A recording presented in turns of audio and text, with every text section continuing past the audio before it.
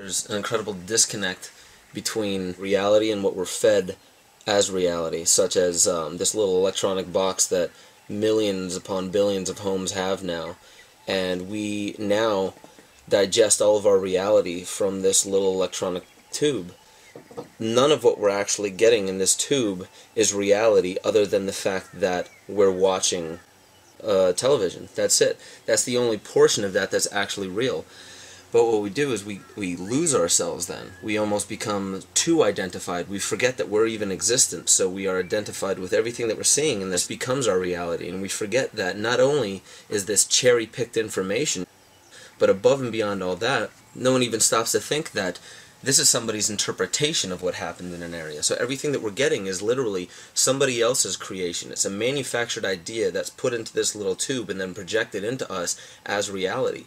And that now is the basis for how we act in our society. So the way we dress, the way we talk, what we do, what we're afraid of, what we're attracted to, what we want to drive, the house that we want, the money, all these things are driven by somebody else's perception. They're driven mostly by wants of other people, and they arrived at those wants from other people, and it all comes back to really just the fundamental basis that none of this is reality. It's manufactured. It's not really pertinent to our life. It's not really profound. There's really no importance to it. We're just applying value to it because all of these things, the clothing and the cars and the job and the money and the bank account and why we want this job, we don't even understand why anymore because we relate all of our wants, all of our desires to what these other people want and what they desire. And if you actually get to the core of it, we don't even truly want these things. We just want the other people around us to see that we have what they want because that gives us a measure of control or a measure of power. And it all boils down to a level of security. And that's all that all of this really is the fact that people are following these fashions they don't understand. They're following these ideals that they don't understand. They're doing it because they want to fit into some identity that they're eventually creating for themselves to be the most secure, the most powerful, the most prominent, the most beautiful, the most affluent person in that field, so that everybody else around will give that person support because they want to be near you. And that's all it is. We just want this closeness. We want this connection with people. And unfortunately now we are contriving it. We're forcing people to want a connection with us for means that really have no basis in love, no basis in real relationships. So all of our relationships are based upon power and fear and based upon manipulation and lies and trying to get this and trying to get that. And none of it's true interaction anymore. Science is great with all the beautiful technologies, but many of the problems we are trying to solve, we created.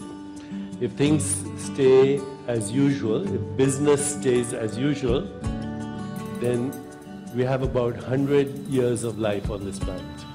But if you think there is hope, then we have to start taking action right now.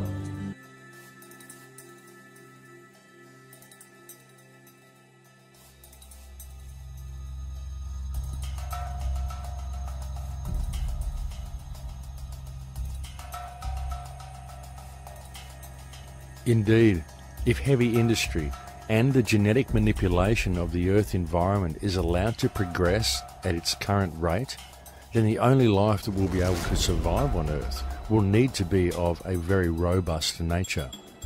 Such life would be transhuman by necessity. Biology divides life into three kingdoms: bacteria, archaea, and eukarya. Bacteria and archaea are simple organisms with no subcellular compartments.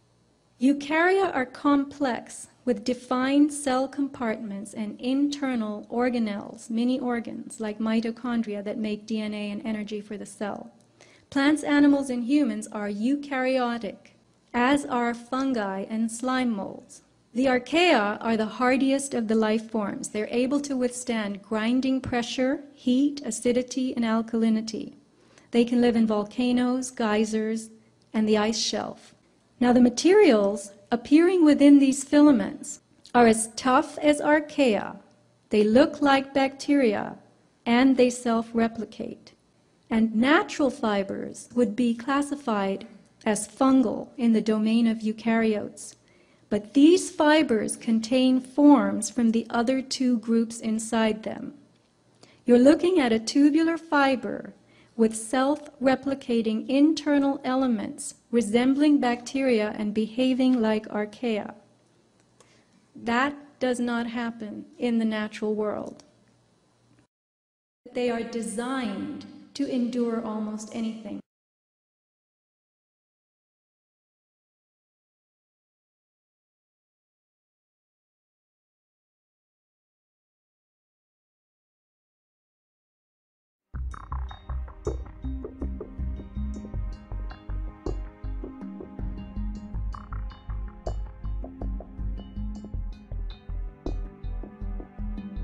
In the social and political climate of the 21st century, mankind is truly facing some very great challenges. Many of them made all the more difficult due to the fact that they are challenges that go mostly unnoticed by the vast majority of people. The vast majority of people in the world today only perceive the world the way it appears on the surface. However, the real truth is that the world that we live in today is actually very different to that which most people perceive it to be. Because just below the surface of everyday life, beneath the social and political distractions of the reality offered to the masses via their television, there exists another world. The world that most people perceive is simply a facade. It is an illusionary reality where nothing is what it seems. It is a world where our social system is designed to foster division. Our education system is designed to conceal knowledge. Our health system is designed to create sickness. Our financial system is designed to steal wealth. Our community is designed to create disunity. And our very civilization itself is wholly uncivilized.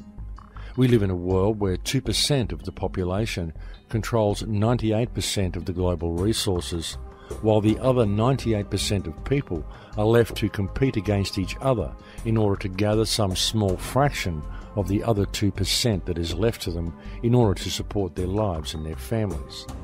In fact, the world of today is so disjointed and so out of balance that the most amazing part of it all is that there are actually people who cannot seem to see it. And this is because the systems of control that have been put in place to blind people to the true realities of our world have been very cleverly and very meticulously constructed. Though much of our society may appear to be free on the surface, if the truth be known, mankind is actually far from free. We are simply free range, for the world of modern times is actually a very controlled place. But the situation is not wholly lost, for the simple truth is that mankind has allowed their servants to take over the mansion, and these public servants have worked and are continuing to work to steal everything of value that they can from the people, while gradually enslaving the world to a set of rules of their own contrivance. Legislation that has been cleverly designed to remove actual law from the planet and impose in its stead the will of individuals. When one puts all the pieces of the puzzle together on the table, the chemtrails, the HAARP arrays that are appearing all over the planet, the promotion of wireless technology, the smart meters, the introduction of repressive legislation such as Codex Alimentarius, the mandatory use of Monsanto genetically modified food, the destruction of the water table, the introduction of brain-inhibiting toxins such as fluoride into people's diets, it becomes quite evident that the ruling factions on this planet are actively engaged in the genetic modification of all life on this planet in order to further the transhumanist agenda. It is being done quite deliberately and quite purposefully, and it is being done with neither the knowledge nor the consent of the vast majority of mankind. And all the evidence needed to support this conclusion is right before your eyes, if people would simply take the time to look. The truth is that everything we are facing is visible in plain sight, and so is its inevitable conclusion. It's just that people tend to focus on their own little symptom and never step back to view the entire structure of our world holistically, and thus our response to the problem is compartmentalized, essentially rendering it ineffective. And this is all done by design, because in addressing their respective symptoms, people are trained to believe they have to work within the parameters of the system, rather than addressing the actual root of the problem.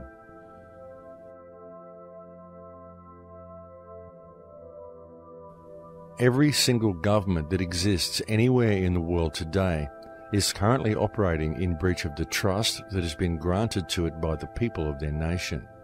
And this is true regardless of which country we are talking about. It is true whether it is a government consisting of duly elected politicians claiming to act in the best interest of the people, whether they are acting out of greed or whether they are simply acting through their belief that the system is real.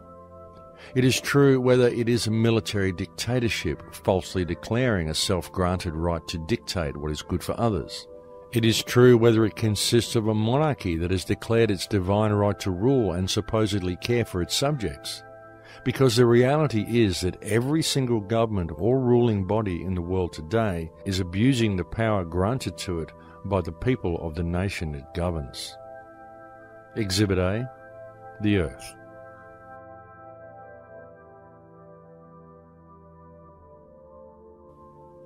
The remedy is for mankind to re-establish themselves as who and what they are, because the only ones who have any chance of addressing this situation are the people themselves. The first thing to be done is for people to notice their surroundings and to realize that very simple alternatives to the wantonly destructive direction of our current system exist right now. Carbon at the nanoscale is actually transparent and flexible. And when it's in this form, if I combine it with a polymer and affix it to your window, when it's in its colored state, it will reflect away all heat and light, and when it's in its bleached state, it will let all the light and heat through, and any combination in between. To change its state, by the way, takes 2 volts for a millisecond pulse. And once you've changed its state, it stays there until you change its state again. The nanomaterial, 2 nanomaterials, a detector and an imager, and it takes all the infrared available at night, converts it into an electron with a space of 2 small films. This is taking infrared radiation, wavelength, converting it into an electron. What if we combined it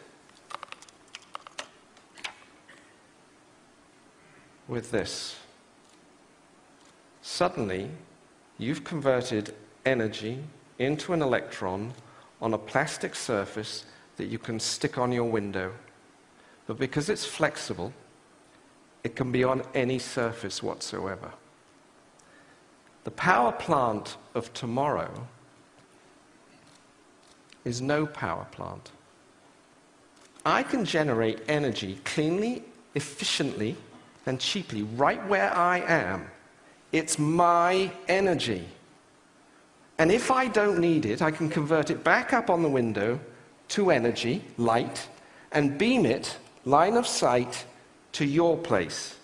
And for that, I do not need an electric grid between us. The grid of tomorrow is no grid. And energy, clean, efficient energy, will one day be free